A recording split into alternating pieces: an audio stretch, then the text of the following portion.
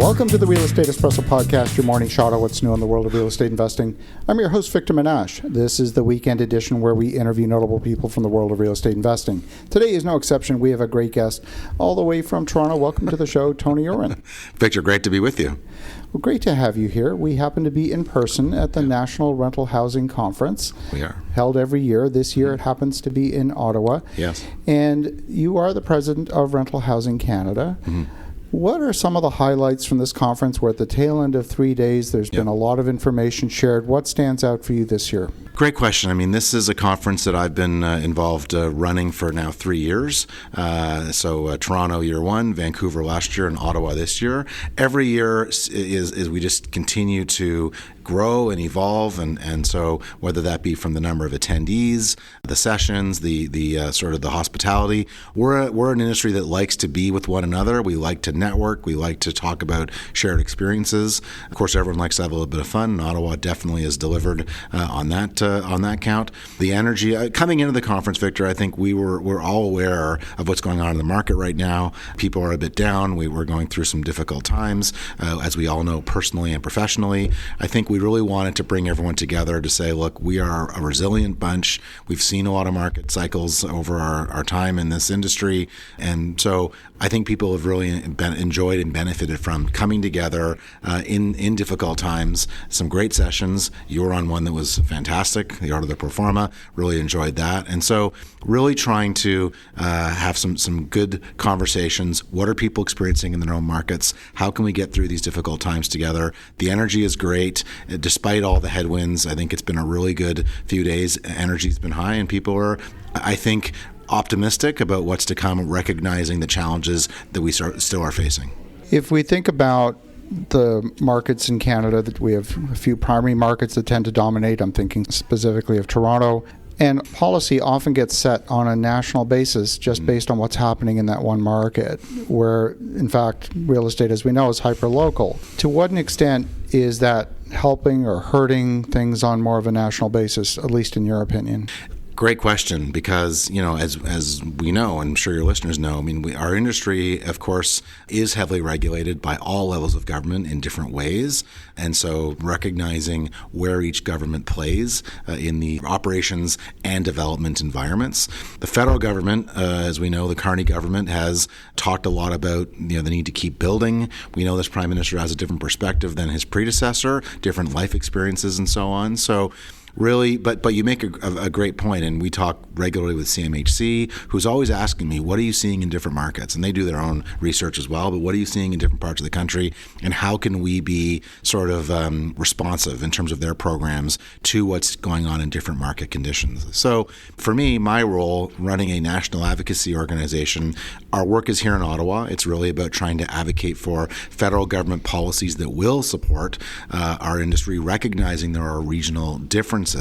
And while I don't spend time, I'm not lobbying in every provincial legislature, I have to know what's going on in those regions to be able to talk to the federal government, to advocate for policies that I know will, in as much as one policy can work the same everywhere, which we know is not really the case, but that there be some positive effects from the changes that are being brought forward that will help in different markets that are not purely a Toronto policy or a policy that's only going to work in Toronto and Vancouver, for example. What can we do that will ensure that different regions are recognized and that policies will address challenges that different regions are experiencing? It's not easy, and of course politics comes into all these conversations, as you know, and that makes it much more a greater challenge too. But we continue to have those conversations, and that's why this conference is so important, because we get to hear all kinds of perspectives from across the country. And I'll go away from this week with a whole laundry list, a notebook full of input and ideas and concerns that I'll now be taking forward to the federal government going forward.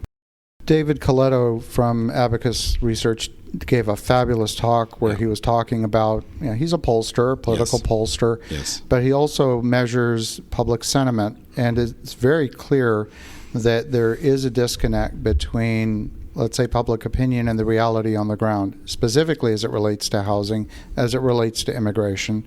We know that in order for an economy to grow, population has to grow. That's just math. Yes. So, and yet there's a feeling that there is a shortage of housing. We have unprecedented levels of vacancy in many markets today.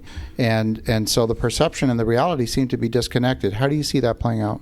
And that's a great point. So I've been talking recently when I speak publicly about this very point, or sort of this topic, which is to say that, conversations I have with policymakers, elected officials, they say, we're following the media reports. We see that vacancy rates are up, as you've said, rents are down, so problem solved.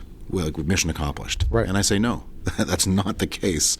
So, I was wary 5-6 years ago when we were all talking about a housing crisis. Not because there wasn't a crisis or there wasn't a problem, but because now it's, 6 years later from when those conversations had really started, and we all know why, and people are still using that word. And I said to David before he went on, I don't use that anymore, because to me, I think it gets to a point where people stop listening. If you keep saying something is a crisis kind of indefinitely, you start to lose credibility on it, or people just start to tune it out. So I don't think crisis is the right way to describe our situation. Housing is complicated, as you know, and there's a lot of regulation. There are a lot of, whether it's interest rates, geopolitical concerns, population growth or lack thereof right now, all the different inputs that impact the ability to build housing. Those challenges are not temporary. I think they'll always be with us. So I think we need to look at this through that lens. Saying it's a crisis, I think, I'm pivoting away from that. But what I am saying, in addition to that, is, so when people say to me, what do you mean there's still a problem? Well, we need to keep building, and you've identified the reason why. We need to continue the immigration conversation. We know we went from one extreme policy to another. To me, neither of them are sustainable. We need to find a middle ground. We need to start to welcome newcomers back into our country in a responsible way, where we actually do the things that we didn't do the last time to position newcomers to be successful. We didn't do that the last time, and we saw what happened. So the fact that we actually have negative population growth that's not workable. We know that immigration, because of the way it was so badly managed before, became quite unpopular. At some point, we need to start to kind of come out from the clouds, or come out from that and say, is this something that we need to embrace responsibly? We know we need it to drive our economy. We need it for trades. Even though we may not be building as much right now, we still are going to have a skilled trades crisis. There will be retirements coming up in the next few years. We need to be attracting people to this country who can do those jobs, who have that expertise and those skills. And we need to we obviously, to grow our economy, it's vital that we bring in newcomers. So what does that mean? We need to have the housing for them when they come.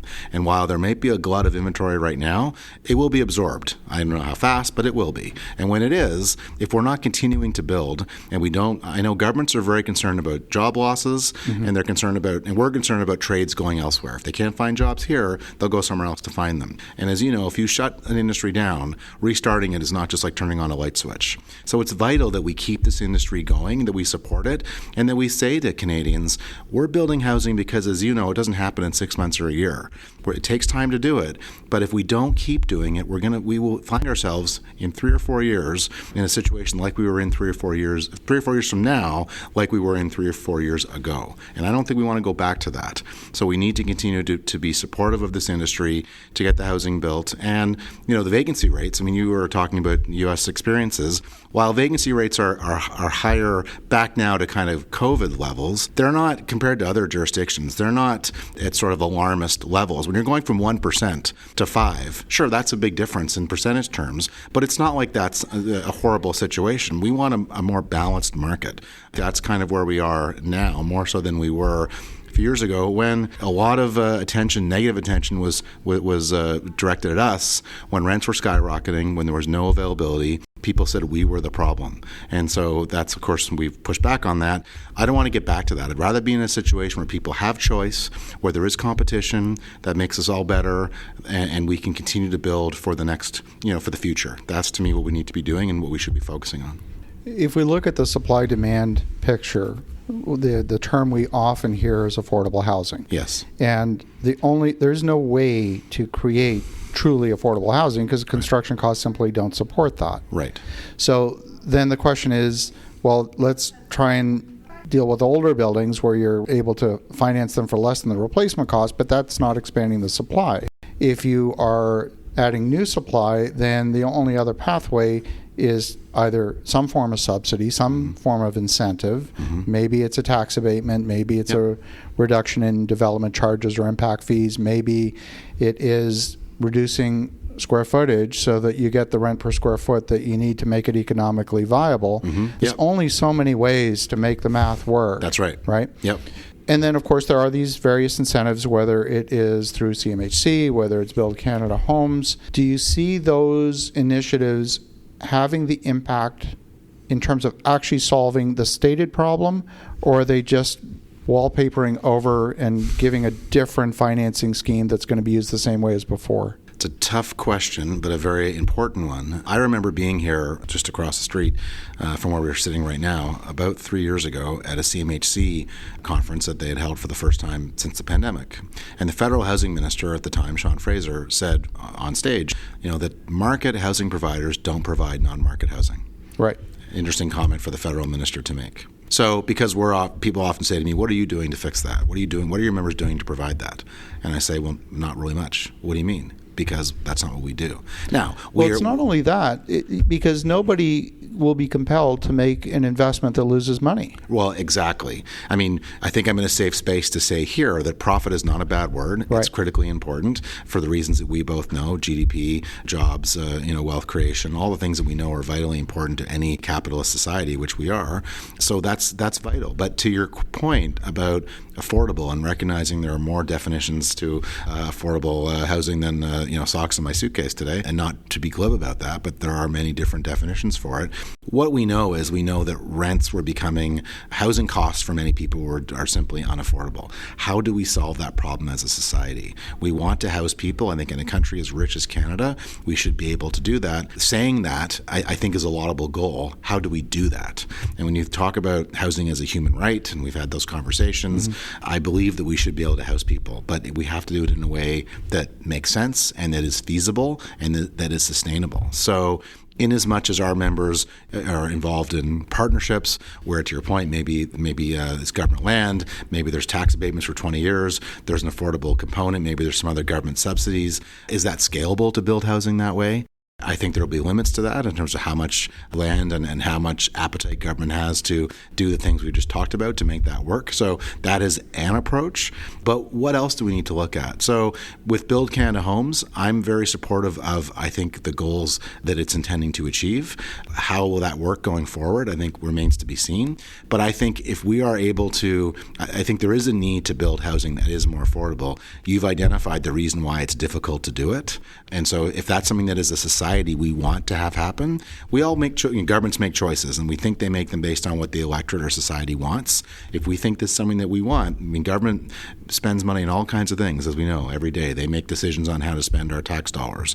If we think this is something that we want as a society, then that's something we all have to grapple with. I would just say finally on that, as an association, we've always said, support people, subsidize people, not units, right? So portable housing benefits, there are people we know who really do need financial assistance to be able to be housed. And it's my opinion and of our association that there is a role for government to play there. How that obviously there are complexities around how you do that and what kind of limits other complications around it. But as a premise, I think that's something that government should do.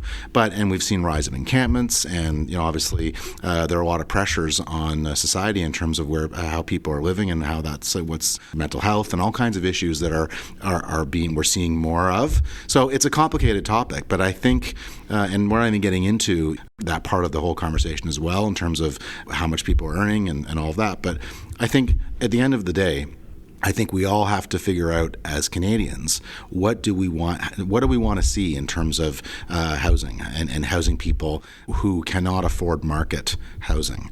How do we want to solve that problem? And is that something as a society we want to grapple with? And if so, how do we want to do it? So that's not a direct answer. It is sort of giving you a bit of a sense for some of my thoughts around it. And I think it's challenging, but I think it's something that we have to, as a society, have conversations about and figure out a path forward.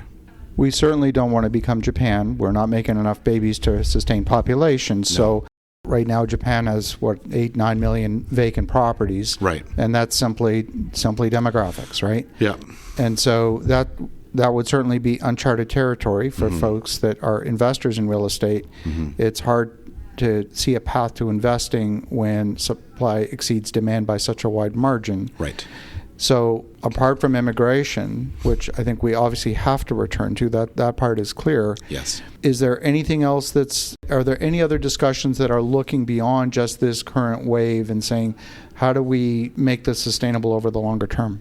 In terms of building more supply, in terms of building more supply, it's in terms of building more supply, but also understanding what we need, because there's so many factors that come into this, right? There's household formation, there's people retiring, there's people that will eventually need higher acuity of care, and that's going to bring inventory back into the market. We're going to see maybe age in place. We may see parents move in with kids because that's their pathway to getting care in their older years, so that you get household destruction's not the right word, but it's right. You're going to get households collapsing. Is that even being modeled properly today?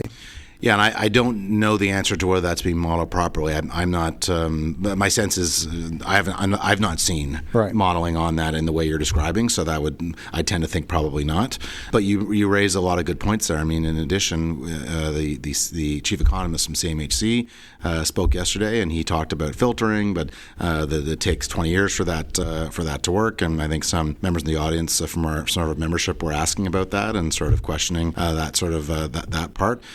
Because we do think filtering is an important thing. You need to be able to have people move through the housing spectrum. The problem is right now, if they're unable to do that because there's not options, there isn't the kind of housing types that they need, or they can't afford what is available, then that's obviously an issue. If it's like a funnel and you can't proceed through the funnel, then the funnel just gets blocked. That's not helpful. So, and I think you raised a few other good points around, and this gets talked about a lot. What housing types do we need? And there's a lot of conversations around in our industry. People regularly say to me, we need more family-sized apartments. And my response to that is, yes, I understand that. As you well know, of course, there's the cost to build. People are talking about 3 and 4 bedroom apartments. So of course, there's a whole cost sort of component to that, to doing that. When it costs, in Toronto, $900,000 to build an apartment, and it's not 3 or 4 bedrooms at all. Ottawa, it can be, $600,000-$700,000 a door. So, and that's not the kind of larger units we're talking about. Certainly within our, and it's been talked about here too, that we have members who are looking now at building larger units, sort of larger square footage. Not necessarily 3 or 4 bedrooms, but definitely larger in terms of overall size, because that's what they think their customers want, and incoming tenants, residents want. So I think certainly understanding that, but then the other part I would point out is the conversation around we need more family-friendly units. We're still an industry that, and a housing type that, of course, is, shall we say, not the most liked by society generally. There's still an attitude, a stigma about rental housing. It's not a desirable housing type.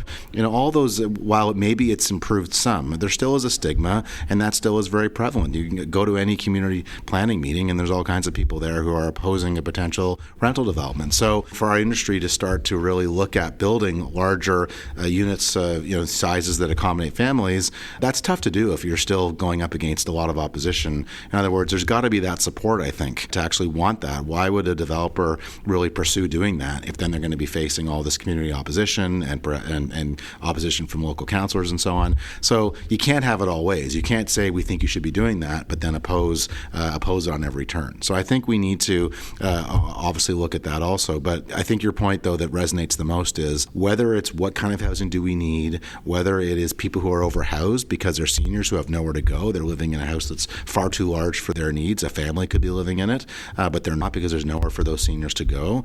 We need to be addressing that. There are a lot of bottlenecks, I think, in our current system that need to be addressed. And how do we address that? We have to be providing those options and those solutions within the community so people can still stay where they want to live, but they have an option to do that then frees up that housing for someone else. And I think we really need to do all we can to continue to support, whether it's more seniors housing, whether it's more, supporting rentals, quite frankly, supporting rental housing and saying this is a housing option that is desirable and we do actually want it. These are all things that I think will hopefully in time lead to better outcomes and lead to better complete communities, which I think is what we really want. Love it. Well, if folks want to connect, if they want to learn more, What's the best way? rentalhousingcanada.ca. Go there and you can learn about everything we're doing, and would love to hear from people. Terrific. Well, Tony, great to connect. And for the listeners at home, definitely connect with Tony Irwin at rentalhousingcanada.ca. And in the meantime, have an awesome rest of your weekend. Go make some great things happen. And we'll talk to you again tomorrow.